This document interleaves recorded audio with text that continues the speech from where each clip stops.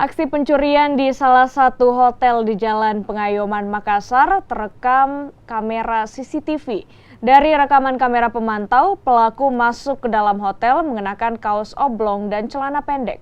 Saat berada di tempat resepsionis, pelaku sempat mengamati lokasi sekitar sebelum menaiki meja resepsionis dan mengambil uang di dalam laci meja.